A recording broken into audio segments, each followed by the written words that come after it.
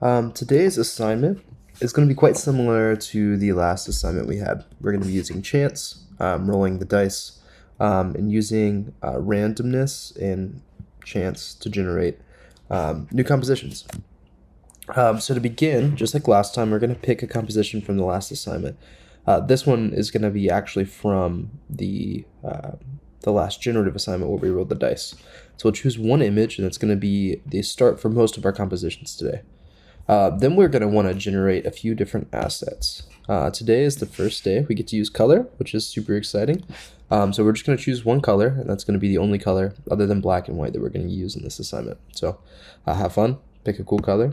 It'll be sweet. And then we're also going to choose an image from our library of textures that we've made this far in the semester. And then we're going to make a color version of that image using the same color over here. So quickly, the way to do that, I'm just going to duplicate my image here. I just held Option, clicked and dragged. If you're on a PC, it'll be Alt. I'm going to do the same thing with my color. And then I want my color to be on top of my image. So I can either do that by going to the Layers tab, and then finding my color, and pulling it to the top.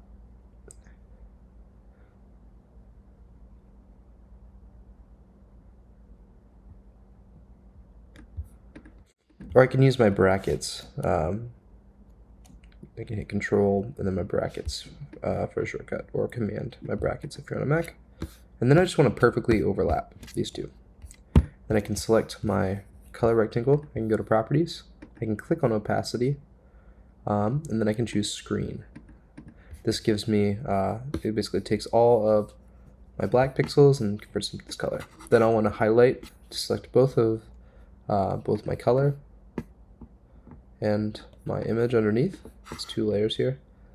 So I can just click over it, highlight it, right click, and then I can hit Group. Now it's like sort of just one image, just like this here. So that's how we make our colored version of our image that we can use. So these are our kind of three assets here that we're going to be using to generate new compositions.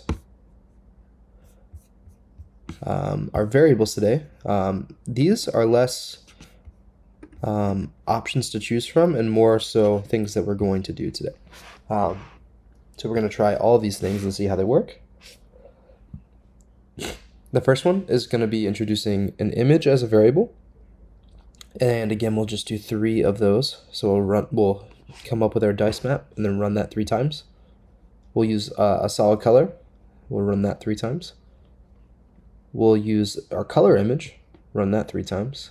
And then we'll do a combination, maybe of our image and a solid color, or of our color image and a solid color, or of all 3. We can do that in our combination, and we can try 3 of those. Then we're going to go into the next section, which is adding full black squares and full white squares. But to do that, we're going to start with one of our combination images. We'll get to that in a second. The last 3 are going to be your choice, and again, we're going to use our combination images for that instead of our base image. So here it is, our base image from our last assignment. This is the one I chose. I'm going to use to kind of make all of my compositions.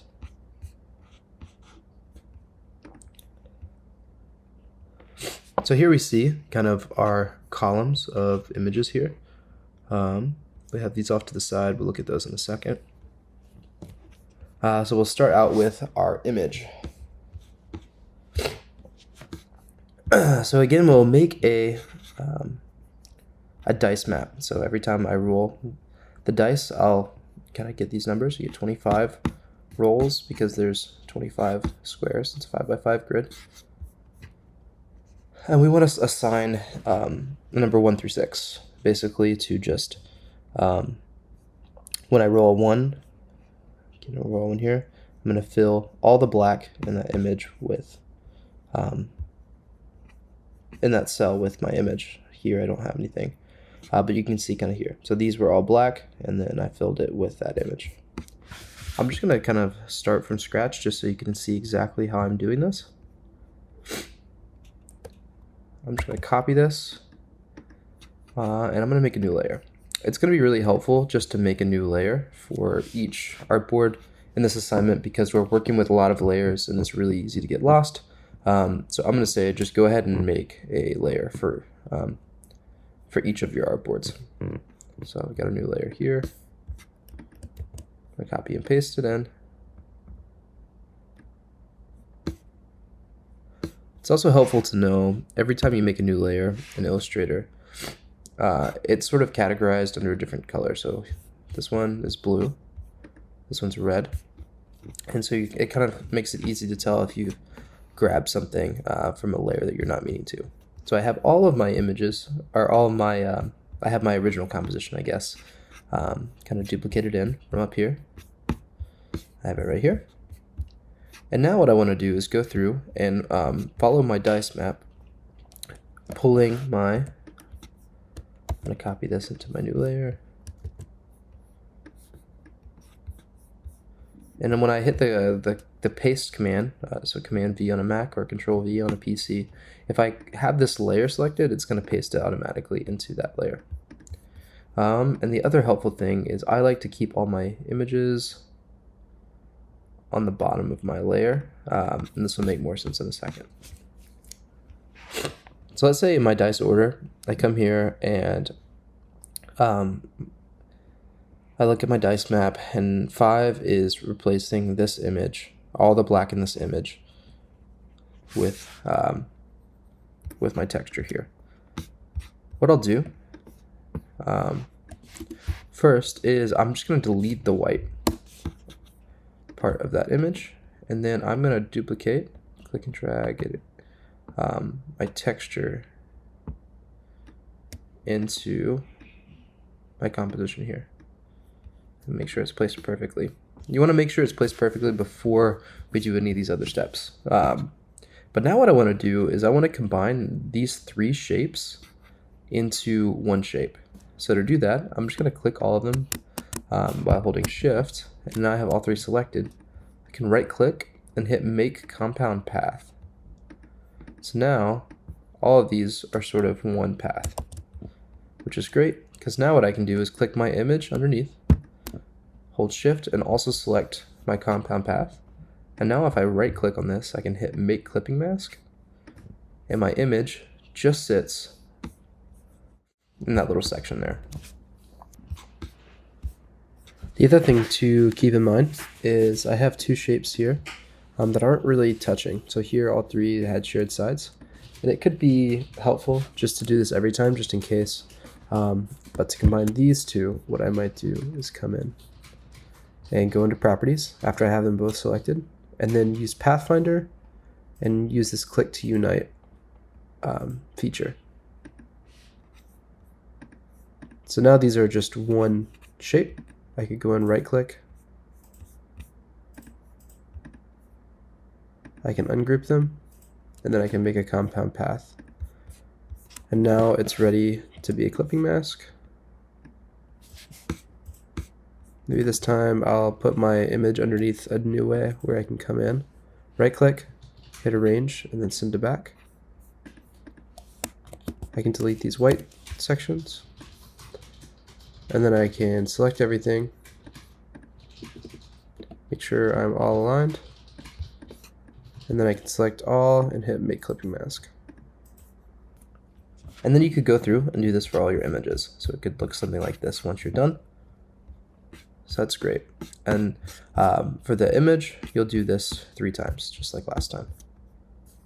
Now we can move on to color. Color is pretty similar to what we were doing last time, except for instead of black or white, you're filling in with color. So you're gonna have your color here, and you're gonna have your dice map, you're gonna roll your dice, and then apply just like last time. If I roll a 1, for this section, go up here, it tells me to do nothing. And then for the next one, I rolled a 5. 5 is fill black with color. So I filled this section with that color. Probably the fastest way to do this, just gonna quickly drag my original composition so I have a starting point. Again, this is not super perfectly placed, so I'm going to make sure that's positioned right. Great. So I'm going to drag this down here just for reference. And let's say I wanted to change, I rolled the dice and this one is supposed to be changed. So what I like to do is just select all of the colors that need to be changed. I'm going to go over here to the eyedropper tool, or you can press I on your keyboard. And then if I click the square, it just takes that color. And I can like really quickly just go through whichever ones need to be changed and change those colors. So that's really, really helpful. Then we get to our color image. This one works just like the last one. With the regular image, we're just combining the black shapes and making them a clipping mask for that image. So you can kind of rewind the video if you want to figure out how to do the clipping masks again. I didn't have an action there.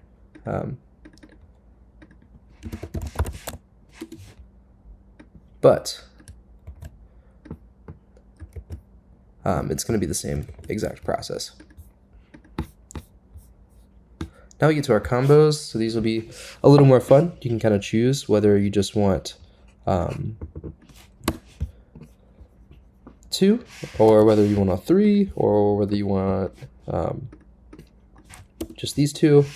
It's totally up to you. But on this, we get to choose multiple things. So here I have fill black with image, fill black with color, no action, fill black with color image, and you can put these in any order, anything you kind of want.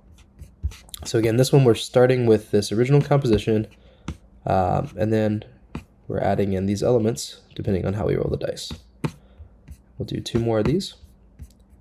Now we get to the ones that are kind of over here. For these, they're only different because we're starting off with one of our combo images. So let's say I pick this one.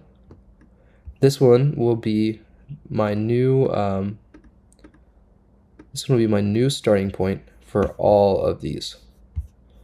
So whichever one you choose out of here, you'll start it off for your add white, your add black, and your choice over here. So what I've done in the add white section is just literally fill in the whole blocks with white. So if I was making my dice map, it would look something like fill entire cell with white and no action, and it would just go back and forth between those options. So it's pretty simple, kind of similar to what we did last time. The only difference is we're starting off with a more kind of complex composition, and we're introducing white space with chance. We're going to do 3 of these. To go down, same thing, except for instead of white, you're adding black. Do 3 more of these. And then we get to your choice. So here you kind of have some freeway to add in images, add in rotation. Also wanted to introduce the idea of adding scale. So here we can see this one is 2 blocks big. So instead of 2 inches by 2 inches, it's 4. So maybe you could add in the addition of scale. So this is kind of where it was at before. And I added scale. So for this one, your dice map could look like scale cell times 2.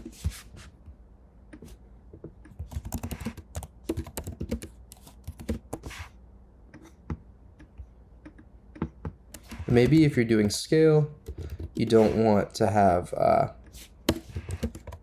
too many of them large. And I think the other thing too is you probably want these to be on the top. So I'm gonna go into my layer here. Again, I'd recommend you guys actually have layers for each artboard. I did not do that, but it's gonna help you out a lot in the long run. So like right now it's on top of all the layers that would kind of be around it. But if I pull this down, let's say all the way to the bottom here, see I've got a lot of layers, and you can imagine this would get super confusing as you're working. So I would just go through and make sure that everything is kind of in its own layer. Then you only have a few layers to deal with instead of, your whole artboard. Almost to the bottom here. Great. So if it's on the very bottom, all you can see is this little sliver. And as I start to scale it, or as I start to go up in the layers, you can see more and more of it.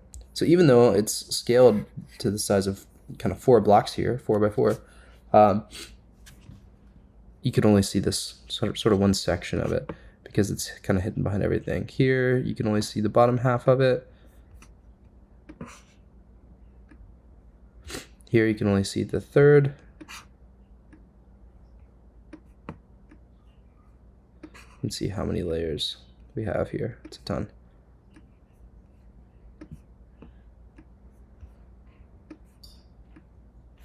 So now you can see the whole thing. So I'd recommend, if you do the scaling, just make it kind of on the top layer. But if you'd like to kind of have it hidden in different ways, then that's totally fine too. After all this, you'll sort of end up with 21 compositions. So you'll have 3 that are made with the same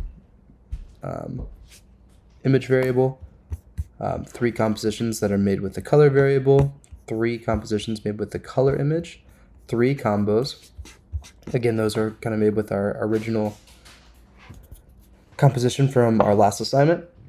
Then we're going to choose one of our combo compositions, and we'll make 3 with add white, 3 with add black, and 3 of your choice. You can choose scale, rotation. You can make a cell your color, kind of whatever you want here. It's kind of free range for you to explore. All right, hope this helps.